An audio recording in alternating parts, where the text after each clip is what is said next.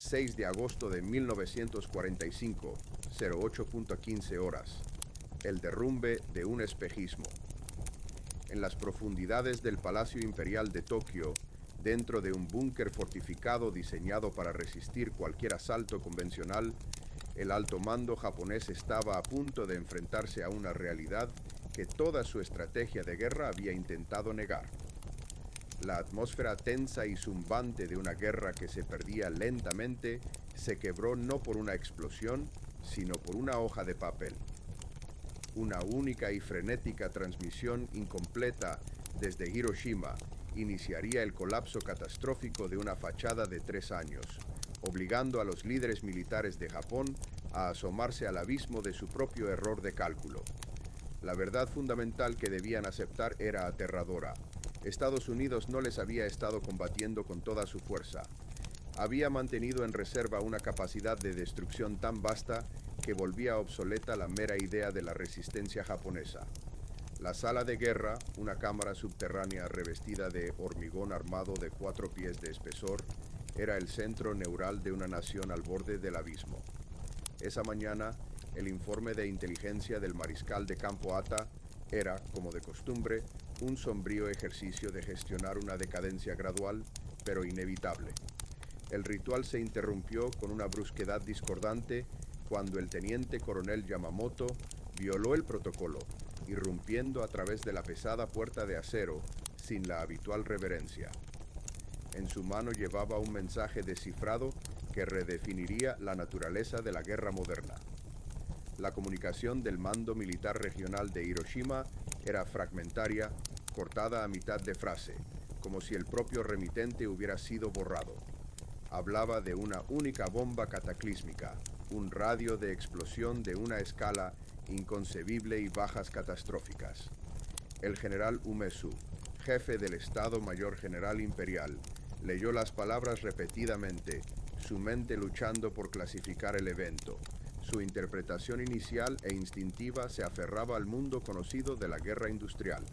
Debía haber sido una inmensa incursión convencional coordinada que involucraba a cientos de B-29, desatando una tormenta de fuego. Las matemáticas de destrucción urbana que él comprendía exigían tal escala, pero esta ilusión reconfortante fue rápidamente aniquilada por informes posteriores. Los exploradores meteorológicos y los operadores de radar confirmaron un hecho escalofriante. Solo se habían avistado 3 aeronaves estadounidenses sobre Hiroshima. 3, no 300.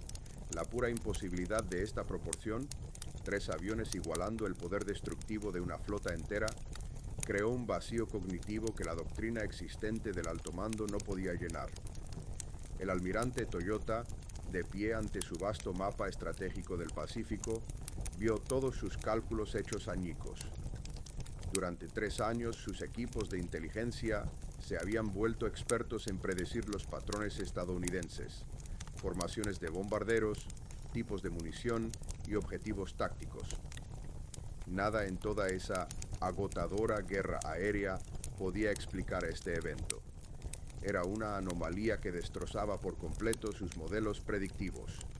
Hacia media mañana, los pilotos de reconocimiento añadieron una dimensión surrealista, casi mitológica, al desastre. Informaron de una monstruosa nube de hongo pulsante elevándose sobre 40.000 pies y visible desde cientos de millas de distancia, cuyos tonos antinaturales de violeta y naranja sugerían una fuerza nacida no de la mera química, sino de la física fundamental.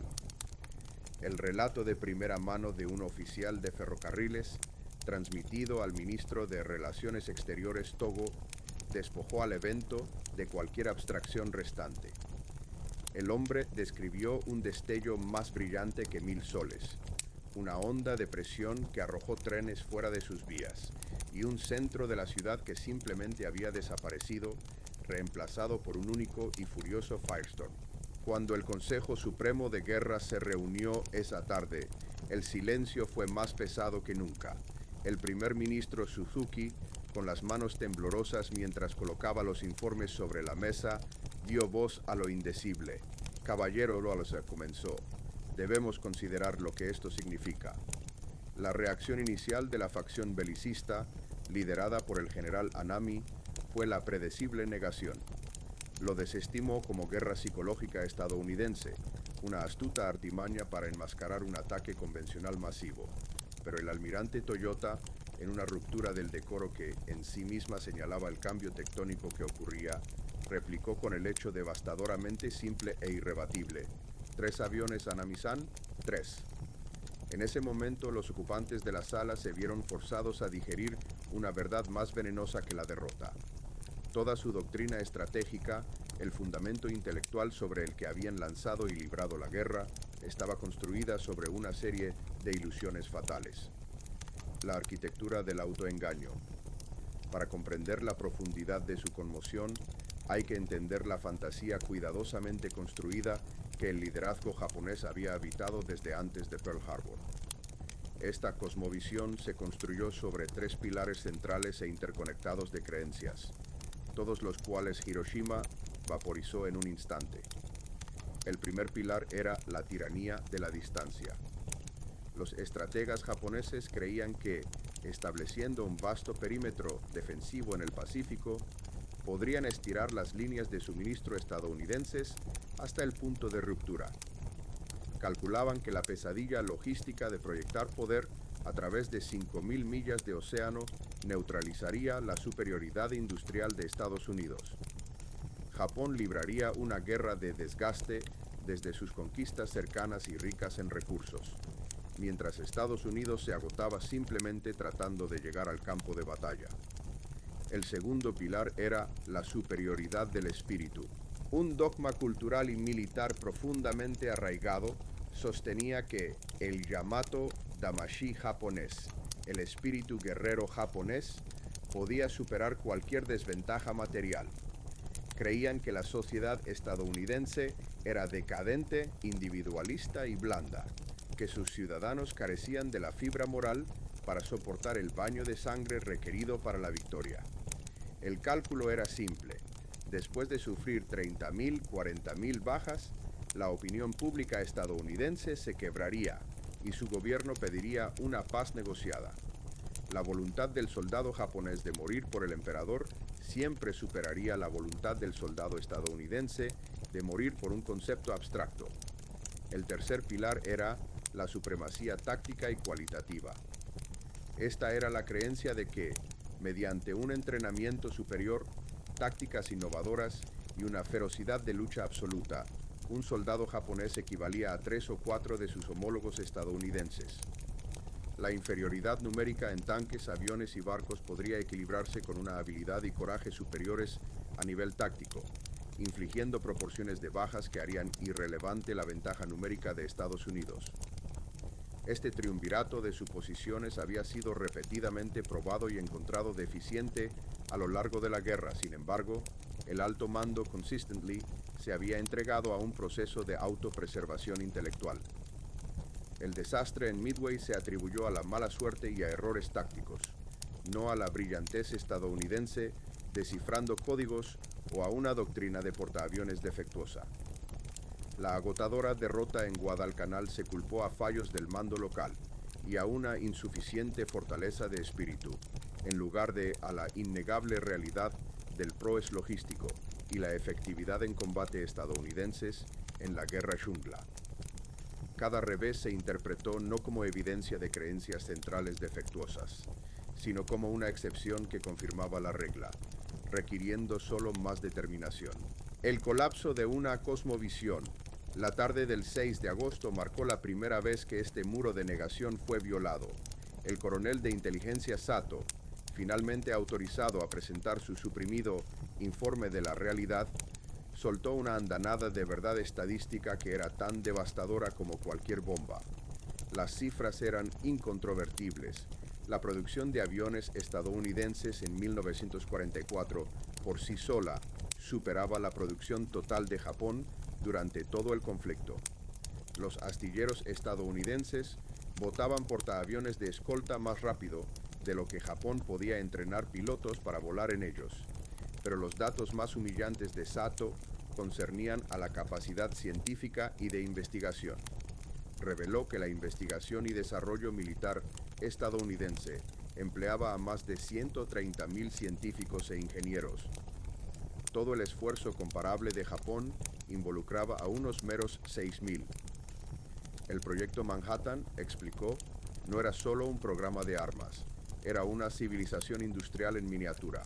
Había consumido más electricidad que las principales ciudades japonesas, empleado a 130.000 trabajadores y costado 2.000 millones, más de todo el gasto militar de Japón en 1944. Construyeron ciudades secretas dedicadas únicamente a esta única arma, declaró Sato con la voz baja. No podríamos haber construido tales instalaciones incluso si hubiéramos poseído los planos. Cuando el ministro de Relaciones Exteriores, Togo, hizo la pregunta inquietante, ¿cómo es posible que no lo supiéramos? La respuesta de Sato fue una condena condenatoria de su ceguera voluntaria. Sí lo sabíamos, señor ministro. Nuestros servicios de inteligencia informaron consistentemente sobre la escala de la expansión industrial estadounidense y la existencia de proyectos masivos y secretos. Pero estos informes fueron sistemáticamente desestimados como exageración o propaganda enemiga. Elegimos no saber porque saber habría significado admitir que la victoria era imposible desde el principio. El almirante Toyota articuló la horrorosa realización que amanecía. Los estadounidenses han estado librando esta guerra con una mano atada a la espalda. Combatieron a Alemania y a Japón simultáneamente, abastecieron a sus aliados a nivel global y desarrollaron armas que ni siquiera podemos comprender.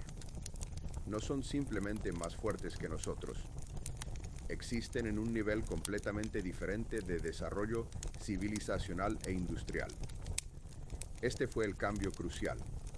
Pasar de ver a Estados Unidos como un rival más grande a reconocerlo como una categoría de poder completamente distinta.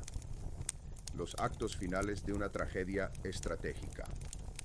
Los días siguientes desmantelaron sistemáticamente cualquier esperanza restante. Las fotos de reconocimiento de Hiroshima mostraban no solo destrucción, sino vaporización. 4 millas cuadradas del centro de la ciudad habían sido borradas hasta quedar en tierra desnuda, un efecto logrado por una sola bomba que superaba la devastación del bombardeo incendiario de Tokio en marzo, que había requerido 334 B-29 y 1.665 toneladas de incendiarios. El mensaje era claro. La eficiencia estadounidense en la destrucción había dado un salto cuántico. Entonces, la declaración de guerra soviética y la invasión de Manchuria, el 8 de agosto, destrozaron la última fantasía diplomática de Japón, que Stalin podría mediar una paz.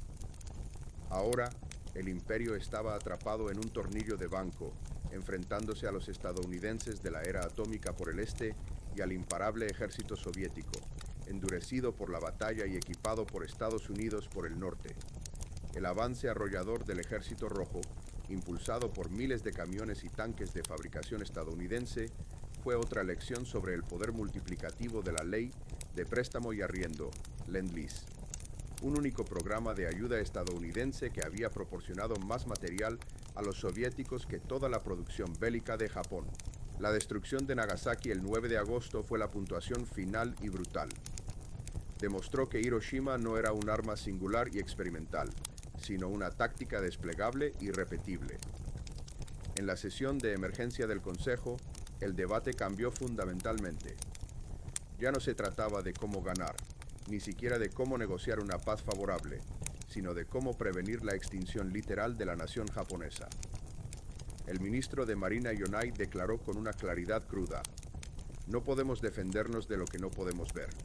Nuestras armas antiaéreas, nuestros aviones de combate, nuestra defensa civil, todo ha quedado inutilizado. Pueden destruirnos sin una invasión, sin bajas propias. La conclusión privada del emperador de que lo insoportable debe ser soportado se convirtió en el principio rector de la rendición. La lucha interna posterior no se basó en una evaluación realista de la guerra, sino en un último y desesperado debate sobre el honor nacional frente a la supervivencia nacional. Las consecuencias. Un ajuste de cuentas con la realidad. La rendición formal a bordo del USS Missouri el 2 de septiembre fue un teatro de poder abrumador. La visión de una armada estadounidense aparentemente interminable en la bahía de Tokio era una manifestación física e innegable del poder industrial que Japón había desestimado. Para los signatarios japoneses, la ceremonia fue una lección final y humillante. Se estaban rindiendo en un acorazado que había sido construido en un astillero estadounidense en una fracción del tiempo que a Japón le tomaba planificar una sola operación importante. Durante la ocupación, el alcance completo y humillante de su error de cálculo quedó al descubierto. Las fuerzas de ocupación estadounidenses mostraron un nivel de apoyo logístico, atención médica y calidad de equipo que simplemente estaba más allá de la capacidad japonesa en tiempos de guerra. Los informes de inteligencia finales, ahora compilados con una honestidad brutal, detallaban el abismo: 81.410 tanques, 257.000 piezas de artillería, 2.4 millones de camiones. Estados Unidos había producido más material de guerra, mientras mantenía un nivel de vida civil que superaba al de Japón en tiempos de paz. La revelación definitiva fue la historia completa del Proyecto Manhattan. No era solo un arma, sino un símbolo de un ecosistema científico e industrial que Japón no podría haber replicado en un siglo. Demostró que el poder estadounidense no era solo cuantitativo, sino cualitativo, arraigado en una cultura de innovación, educación y organización sistemática que la jerarquía militarista japonesa nunca podría igualar. Al final, la realización del alto mando japonés fue resumida por el general Umezu en su testimonio de posguerra. Perdimos porque nunca entendimos a nuestro enemigo. Les atribuimos nuestras propias debilidades, recursos limitados, una base industrial estrecha, un pensamiento inflexible. Creímos nuestra propia propaganda. La bomba atómica no fue la causa de nuestra derrota. Fue la prueba final e innegable de que habíamos sido derrotados desde el principio por haber elegido luchar contra un enemigo cuya verdadera naturaleza y capacidad nosotros, en nuestra arrogancia y aislamiento, nos habíamos negado a ver. Aprendimos demasiado tarde que el coraje no puede fisionar el átomo y el espíritu no puede detener a una nación que comanda tanto el espíritu como la fábrica para darle forma. La ocupación, el aula de la derrota. La llegada de las fuerzas de ocupación estadounidenses bajo el general Douglas MacArthur no fue meramente una transición militar. Se convirtió en una lección diaria y viva de las realidades que el alto mando japonés había negado durante tanto tiempo. Para los ex líderes militares, ahora despojados de su autoridad y viviendo en una nación derrotada, la ocupación sirvió como un seminario prolongado y a menudo humillante sobre la verdadera naturaleza del poder que habían desafiado. Oficiales japoneses que habían comandado tropas hambrientas y mal equipadas en el campo observaron cómo los soldados estadounidenses eran provistos no solo de raciones abundantes, sino también de lujos como chocolate, cigarrillos y Coca-Cola. El apoyo logístico para una sola división estadounidense, con sus flotas de jeeps, camiones y equipos de comunicación avanzados, a menudo superaba lo que había estado disponible para un cuerpo de ejército japonés completo. Un ex coronel de logística del ejército imperial, visitando una estación de motor del ejército de anotó en su diario con un sentido de desesperación: tienen más vehículos funcionales en este solo recinto de los que nosotros tuvimos en toda Manchuria. No estábamos luchando contra hombres, estábamos luchando contra la producción de Detroit. Las capacidades médicas y de ingeniería mostradas por las fuerzas de ocupación fueron particularmente impactantes. Los hospitales de campaña podían realizar cirugías complejas que la medicina militar japonesa no podía intentar. Los ingenieros estadounidenses reparaban infraestructuras destrozadas, puentes, ferrocarriles, redes eléctricas, con una velocidad y eficiencia que parecían sobrenaturales para una población acostumbrada a la escasez y destrucción de la guerra. Esta no era la fuerza bruta que los militares japoneses esperaban. Era una capacidad sofisticada y sistémica para construir y sanar, que en muchos aspectos era más intimidante que la capacidad de destruir. La capitulación intelectual. Científicos y académicos enfrentan la brecha. La desmilitarización de Japón estuvo acompañada por un intenso periodo de introspección intelectual, forzado sobre las comunidades científicas y académicas de la nación. A medida que los detalles del proyecto Manhattan se filtraban a través de canales oficiales e intercambios científicos, los físicos e ingenieros japoneses experimentaron una mezcla de asombro y profunda humillación profesional. Llegaron a entender que la bomba no era simplemente un explosivo más grande, era el producto de un avance fundamental en la física teórica, un campo en el que se habían quedado décadas atrás. Se formaron grupos de estudio para diseccionar la poca información pública disponible sobre la fisión nuclear. Surgió la comprensión de que el proyecto requería no solo genios, como un Einstein o un Oppenheimer, sino un ecosistema colaborativo vasto. Requería ciclotrones, reactores nucleares y poder computacional que estaban fuera del alcance del aislado y subfinanciado establecimiento científico japonés. Un prominente físico de la Universidad de Tokio fue grabado diciendo en un seminario cerrado: éramos como alquimistas medievales tratando de comprender un laboratorio de química moderno. Nuestro marco científico completo estaba obsoleto. Los estadounidenses habían pasado a un nuevo paradigma de ciencia a gran escala, Big Science, y nosotros ni siquiera sabíamos que existía. Esta capitulación intelectual se extendió a la economía y la ciencia política. Los conglomerados industriales Zaibatsu, de preguerra, que habían trabajado codo a codo con los militares, fueron ahora estudiados por economistas japoneses en contraste con el modelo industrial estadounidense. Comenzaron a entender que la vasta producción de Estados Unidos no era solo una cuestión de fábricas más grandes, sino de técnicas de gestión superiores, una asignación de recursos más eficiente y una economía impulsada por el mercado que, incluso en tiempos de guerra, fomentaba la innovación de formas que la economía estatal controlada y militarizada de Japón no podía. Los mismos principios económicos que habían desestimado como capitalismo decadente habían demostrado ser una fuente de fuerza estratégica abrumadora. La herida psicológica, el samurái se enfrenta al sistema. Para el oficial militar individual, la rendición y sus secuelas crearon una profunda escisión psicológica. El núcleo de su identidad, el código Bushido que enfatizaba el honor, la lealtad y la muerte antes que la desgracia, había quedado no solo obsoleto, sino que resultaba catastrófico. Las bombas atómicas habían hecho que la virtud de la muerte careciera de sentido. La nación entera podía ser aniquilada sin la oportunidad de una gloriosa carga final.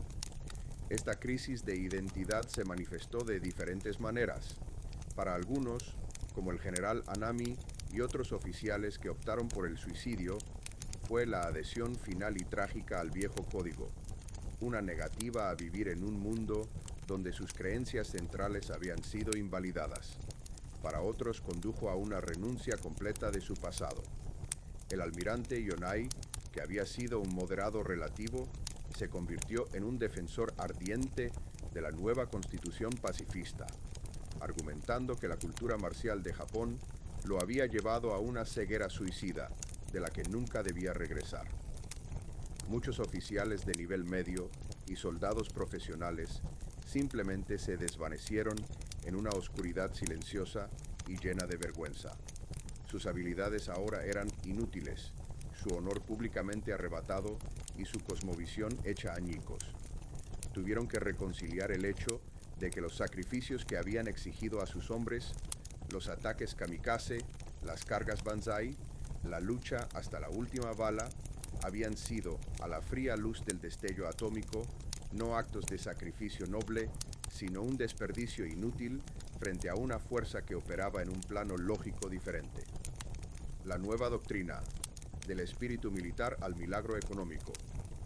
El impacto más profundo y duradero de este trauma colectivo fue la redefinición total del propósito nacional japonés. Las lecciones de agosto de 1945 se codificaron directamente en la nueva identidad de posguerra de la nación. La Constitución de 1947, redactada bajo la supervisión de MacArthur, pero finalmente abrazada por una población cansada de la guerra. Se convirtió en la encarnación legal de la realización final del alto mando. El artículo 9, la famosa cláusula de renuncia a la guerra, no fue meramente una ley impuesta por los vencedores. Para muchos japoneses era una sabiduría duramente ganada. Era la comprensión de que en el mundo moderno el progreso militar era una ilusión peligrosa si no estaba respaldado por una base económica y científica inexpugnable. Esto condujo a lo que los historiadores luego llamarían el milagro económico japonés, pero sus raíces estaban en las cenizas de Hiroshima y Nagasaki. La energía nacional que una vez se había canalizado hacia el ejército y la armada imperiales, ahora se redirigía con un enfoque feroz hacia la industria y el comercio. El Ministerio de Comercio Internacional e Industria, MITI, se convirtió en el nuevo Estado Mayor, y los guerreros corporativos de empresas como Sony y Toyota se convirtieron en los nuevos héroes nacionales. El objetivo era explícito: lograr soberanía y respeto no a través del poder militar, que había demostrado ser una trampa fatal, sino mediante la fuerza económica y la superioridad tecnológica. Vencerían a Occidente en su propio juego, no en el campo de batalla, sino en el mercado. El legado permanente, una nación forjada en el fuego atómico. Para la década de 1950, la transformación estaba completa. Japón, la nación que había creído que el espíritu podía triunfar sobre el acero, era ahora una sociedad que veneraba la ingeniería de precisión y el control de calidad. La memoria de los bombardeos atómicos se convirtió en un pilar central de la identidad nacional, pero no solo como una narrativa de victimización. Para los líderes y pensadores de la nación, también era un cuento cautelar permanente sobre los peligros de la arrogancia estratégica y la hibris tecnológica. La lección final y amarga para los exmiembros del alto mando, muchos de los cuales vivieron para ver la resurrección económica de Japón, fue que sus adversarios estadounidenses habían estado en lo cierto sobre la fuente fundamental del poder en el siglo XX. No era el espíritu del guerrero, sino el poder del sistema democrático, capitalista, abierto e innovador, el que finalmente había triunfado. El samurái fue reemplazado por el salaryman, asalariado, y la katana por el gráfico de control de calidad. Al final, el mensaje descifrado desde Hiroshima hizo más que simplemente terminar una guerra. Forzó a una civilización a mirarse en el espejo y confrontar los defectos en su propio reflejo. La destrucción de las ilusiones del alto mando japonés fue una catarsis nacional dolorosa que condujo a la muerte de un Japón antiguo y al nacimiento de uno nuevo. Una nación que aprendió, a un costo casi inimaginable, que en el mundo moderno, la mente del científico y la producción de la fábrica son infinitamente más poderosas que el corazón del guerrero más feroz. Epílogo, ecos en la actualidad. Décadas después de aquella mañana de agosto de 1945, las lecciones de Hiroshima continúan moldeando la psicología nacional japonesa. La nación que experimentó un apocalipsis nuclear se ha convertido en líder mundial en el movimiento de no proliferación de armas nucleares. Cada año, en los días conmemorativos, los koku de Hiroshima, las campanas que sonaron en el momento de la explosión, resuenan por todo Japón como recordatorio de la fragilidad de la existencia humana. Las corporaciones japonesas que se convirtieron en locomotoras del renacimiento económico llevaban en su ADN la memoria de ese error fatal de cálculo. El principio del Kaizen, la filosofía de la mejora continua, fue la respuesta a la toma de conciencia del retraso tecnológico. Toyota y Sony demostraron su superioridad no en los campos de batalla, sino en los mercados globales, siguiendo el principio: quien posee la tecnología, posee el mundo. Incluso en la arquitectura surgieron ecos de aquel shock de agosto. Las megalópolis japonesas, a diferencia de las ciudades europeas, no se esfuerzan por alcanzar alturas. Sus siluetas permanecen bajas como un recuerdo subconsciente del precio de la concentración. Los centros comerciales subterráneos y la desarrollada red de metro son no solo practicidad, sino también legado de aquellos búnkeres donde una vez se desmoronaron las ambiciones imperiales. Filosofía de los nuevos tiempos. El Japón moderno ha desarrollado un enfoque único hacia la seguridad nacional que los politólogos denominan poder blando, soft power. En lugar de mantener un ejército capaz de proyectar fuerza en el extranjero, el país ha creado una influencia cultural global a través del anime, la gastronomía, la tecnología y el arte. La espada samurái se transformó simbólicamente en el pincel de un artista de manga, y las artes marciales evolucionaron hacia disciplinas deportivas. Incluso en la relación con la memoria de la guerra se manifestó esta transformación. El Museo de la Paz de Hiroshima no es un monumento a la derrota, sino un monumento a una nueva filosofía. Su exposición no habla de operaciones militares, sino de vidas humanas, no de errores tácticos, sino del precio del militarismo. Una inscripción en uno de los monumentos reza: "Descansen en paz, el error no se repetirá". Una lección universal. La historia del alto mando japonés se ha convertido en un caso de estudio en academias militares de todo el mundo como un ejemplo clásico de ceguera estratégica. Pero su significado trasciende la ciencia militar. Es una advertencia para cualquier sistema de poder propenso a filtrar la información a través del prisma de sus propios mitos. Décadas después de aquellos eventos, uno de los sobrevivientes del personal del Estado Mayor escribió en sus memorias: "El enemigo más peligroso resultó no ser el oponente con sus nuevas armas, sino nuestras propias ilusiones". Estábamos dispuestos a morir por el emperador, pero no dispuestos a dudar de nuestras propias creencias. Quizás esta sea la lección principal de Hiroshima. Ninguna idea, ni siquiera la más sagrada, vale la pena dejar de ver la realidad por ella. Hoy, Japón, manteniéndose fiel a su constitución pacifista, demuestra al mundo una nueva forma de fuerza nacional, la capacidad de aprender de sus propias tragedias y convertir la derrota en la base para un éxito civilizatorio único. Y en esto radica su respuesta más importante al desafío de aquella fatídica mañana de agosto.